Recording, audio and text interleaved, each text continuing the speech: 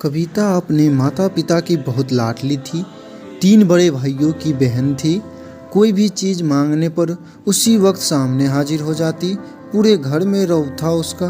पूरे परिवार और नौकरों पर राजकुमारी की तरह हुक्म चलाती थी कविता। स्कूल में भी पूरा रौब था उसका। बड़े घर की लाडली जो थी वह। ऐसे ही उसने कॉलेज में दाखिल लिया। उसके ठाठ बाट, बड़ी गाड़ी में आना जाना, हर दिन नया फैशन देखकर हर कोई उससे दोस्ती करना चाहता था। थोड़े ही दिनों में उसके बहुत से दोस्त बन गए।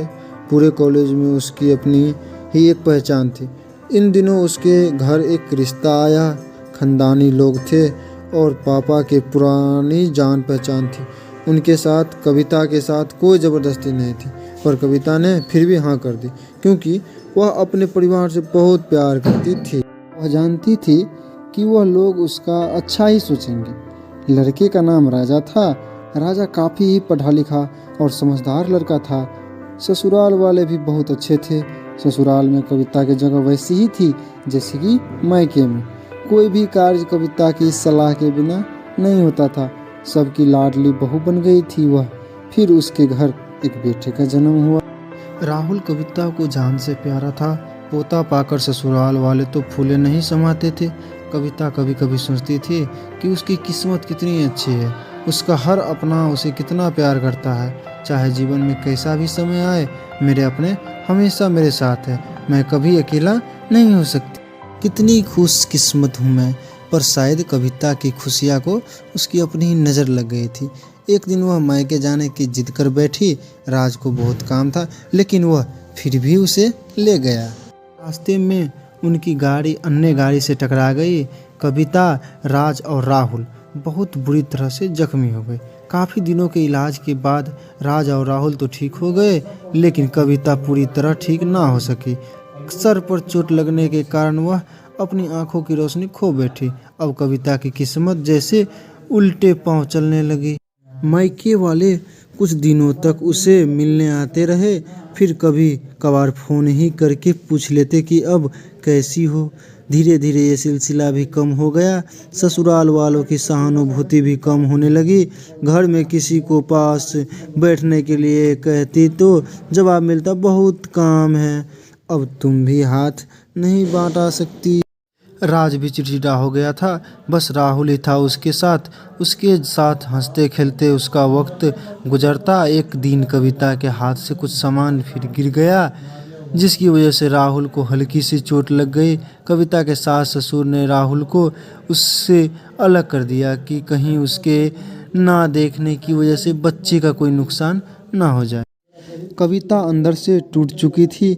एक दिन उसने सबके सामने मायके जाने की इच्छा रखी तो राज उसे तुरंत मायके छोड़ आया, जैसे कि वह भी यही चाहता था। लेकिन राहुल को उसके साथ नहीं भेजा गया। कविता कभी राहुल से दूर नहीं रही थी, पर अपनी कमी के कारण उसने ज़्यादा बहस नहीं। कविता को लगा कि वह 3-4 दिनों वहाँ रहेगी तो थोड़ा हवा पानी बदल जाएगा, क्योंकि वह कितने दिनों से कहीं भी बाहर नहीं गई थी। घर वालों भी इतने दिनों बाद उसे देखकर कितने खुश होंगे। कविता के घर पहुँचने पर सब लोग बहुत खुश हुए। खाने में सब कुछ कविता के पसंद का ही बना। उसने अपनी मम्मी पापा और भाई भाभीयों से दिल खोलकर बातें की। उनके छोटे छोटे बच्चे भी बुआ के साथ घुल मिल गए थे। रात को सोने के वक्त जब वह कपड़े बदलने लगी तो उसे पता चला कि उसका बैग तो बहुत भरा हुआ था। वह सब समझ गई।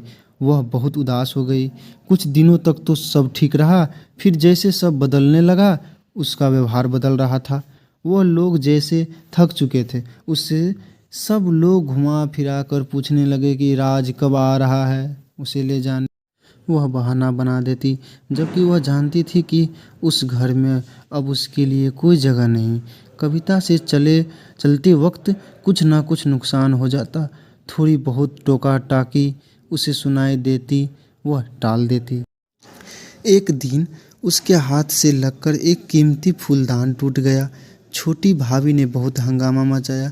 कविता के माता पिता रोज़ रोज़ के झमेलों से तंग आ गए थे। उन्होंने राज को खुद से फ़ोन कर दिया। राज कविता को अपने घर ले गया।